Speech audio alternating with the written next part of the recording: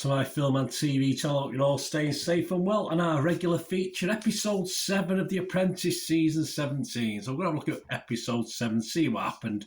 There are spoilers, guys, so hopefully you're watching this when you've seen it. So it's just your opinions and my opinions. Let me know what you think.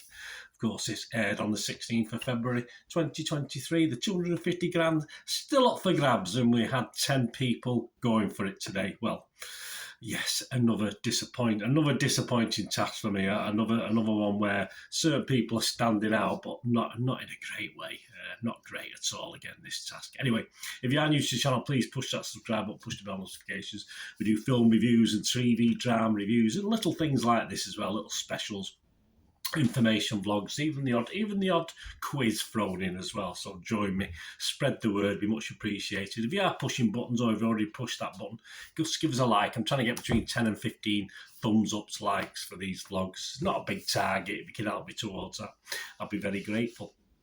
So yes, again, Karen and Tim join Alan's Sugar and down to 10. And my top 10 last week from bottom to top was Avi, Mark, Bradley, Marnie, Danny, Simba, Sahel, Megan, Victoria, Rochelle. I did say Sahel might be the secret assassin because I hadn't seen much from him, so that's the only reason he was quite high up. But yeah, so that was my 10, and it does change just a little bit this week. I mean, now it's getting a little bit less numbers. It's interesting. You can sort of concentrate more on certain characters, and you get to see the contestants a little bit more as well because there's less of them. Of course, last week we lost Joe. A shame. Joe perhaps had a little bit more potential, a little bit more oomph about him, but probably right on the night, so that wasn't a problem. This week they had to design lunchboxes, which is fair enough, and apps to go along with the lunchboxes to promote healthy eating. And they had to pitch to a couple of retailers online and, yes, where I work at the moment, Asda. Yes, I won't say too much about it. And they had to be aimed at 6 to 8 year olds. That was the key thing for this. But in the end, it didn't really matter because one made such a mess of it that even though it might not have been the right age group it was aimed at, the team that won obviously got away with it. Well, not unfortunately. Unfortunately, it doesn't matter. And of course, now we've got Affinity. Affinity is Bradley. They switched the guys around. They put Sahel and Marnie over to Affinity. So Affinity was now made up of Bradley, Rochelle, Avi, Sahel, and Marnie. Interesting mix. Sahel was made PM. So finally, we'll see what the old silent assassin was made of. Marnie was pushing a pirate theme, which for 6 to 8 year olds, yeah. I mean, the old pirates, Johnny Depp and all that. I mean, it sounds right. It sounds about right. It's what sort of mess or not they made of it, unfortunately. Marnie, Rochelle and Avi were on the app. Marnie wanted branding. Rochelle wasn't happy either, but at least Sahel stuck to his guns, although it probably would backfire. And yes, Avi, as normal, was just nodding along at this stage. Sahel annoys Marnie more by making Rochelle, even more by making Rochelle the sub-team leader as well. And those two girls don't quite get on, I don't think, Rochelle and Marnie. Avi sort of mimics the pirate. He does the animation for it. Johnny Depp was certainly better in his rendition of a pirate. And we have Pip. His name's Pip, although there's no real obvious note of that when I'm looking at the app or what we saw on the programme. So Hale and Bradley were branding. Treasure chest, a plain brown. Yeah, well, the treasure chest is brown, but perhaps it needed a little bit more to it. It could have been a different colour, but the principle. I've got games in the back there where a treasure chest is just brown, but it could have been a bit brighter to aim at a 6 to 8 year olds, I suppose. Or if it's going to be brown, a little bit more eerie, if you like, skulls, something a bit more to it anyway. Sahel came up with a name. I have no idea where this name come from. Doesn't exactly roll off the tongue. Platinum Pirate Adventures. I mean, what the hell's that got to do? All right, there's an app and it's an adventure of the pirate, but it just where's the platinum? I mean, I don't understand what the platinum comes into it for. No idea. Say the lunchbox prototype looked a bit tatty. It didn't look great. No hinges on it. It just how it stuck together. I'm not sure. And the app itself is just questions, and there's no real bang for your buck. There's no actual money. The actual end of it. There's no real ending to it. So very weird.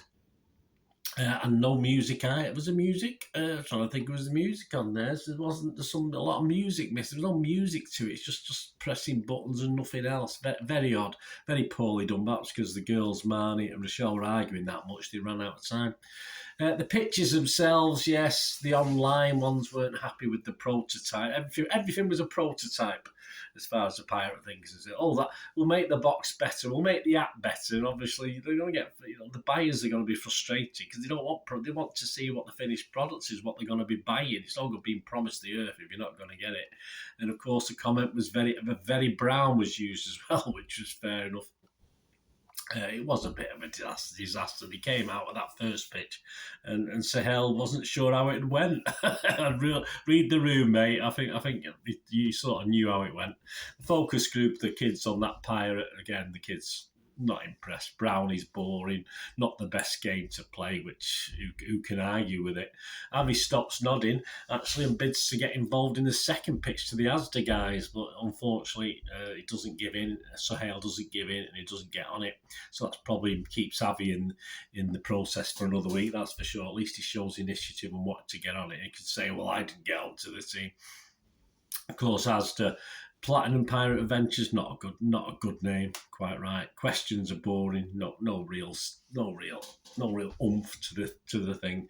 So Affinity, yeah, not great. The interesting concept, the pirate, but it just didn't follow through on it, unfortunately. Apex was now Simba and Danny joined Apex. Victoria, Megan, Mark, Simba and Danny. Danny was the PM, and they come up with a caterpillar, Danny, 6 to 8 year olds. A couple of them were a bit against that. It didn't seem the right age group, but it certainly didn't. Victoria was a bit more animated and noisy about saying she didn't like it. Vic, Simba, Megan on branding a leaf-shaped box with a bite out of it. Okay in principle, as long as it's you can get everything in it you want to get in it. Simba does the sort of rap, so I don't think Britain's Got Talent should have any worries there for the actual app itself. And the caterpillar was called Larry. Happy as Larry. That's all right. That's okay. Danny and Mark were on the app. Munch or Lunch. That was okay. Again, not bad. It goes with the box. It all ties in. Could be worse, but the problem with this one, obviously, it seems to be aimed at younger children. That's the only problem. So, say for a 6 to 8 year old, it's not really going to grab a 6 to 8 year old. They're going to be embarrassed carrying stuff like that around and playing the app. The online retailer, the pitch to that, again, they liked it. One of them liked it, but then he did add the summing up that it was okay for 3 year olds, not for 6 to 8 year olds. So that wasn't good. Awkward shaped box to put things in, but I think that's not too much. As long as it's big enough, it doesn't really matter, does it? It looks the part, but certainly not for a 6 to 8 year old. The focus group said the game was worse than the wrapping. Poor Simba must have been upset. Cringy, box too babyish. Yeah, well, this is the way it's coming.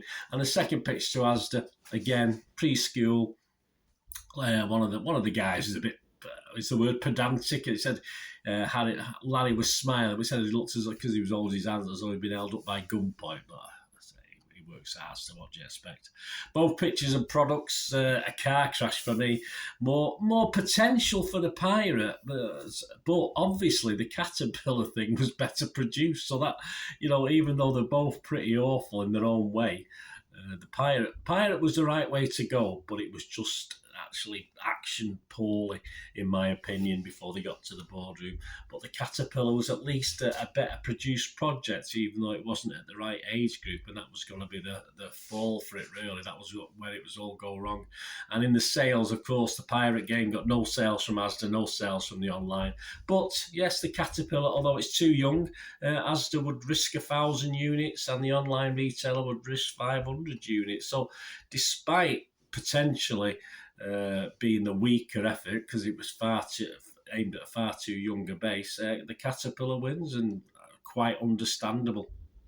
So Sahel was in trouble as PM, and for me, even if whoever he brought back, I think Sahel was on his way. This was his chance to prove he could actually do something after a few weeks, 6 weeks of doing not very much. He brought back Bradley and Marnie. Bradley himself is another one who's been very quiet. Marnie, although not a greatest week, at least she puts herself out there. She has a go. So, of course, Alan Sugar, Lord Sugar gets rid of Sohail. Who stood out this week and who didn't? Well, on the winners, yeah, I thought Victoria and Danny were okay. Mega was a bit quiet this week, and Mark's quiet. Simba was a little bit better, obviously, because he got involved in the rap. But apart from that, not too much. And on the lose as well, I still like Rochelle. I still prefer Rochelle over Marnie. I think she's a bit more out there. Avi and Bradley are just very weak.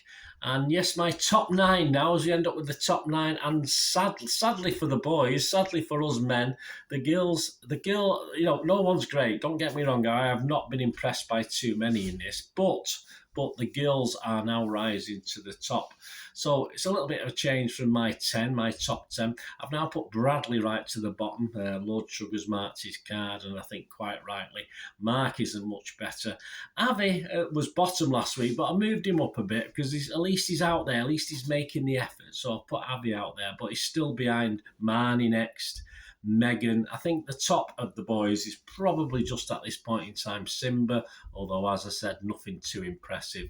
And then the top 3, I've put Danny in 3rd spot, Victoria 2nd, and as I said, although not impressed with any of the 9 chances that are left, I've had to put Rochelle at the top. So let me know what you think anyway, guys. Let me know what you think.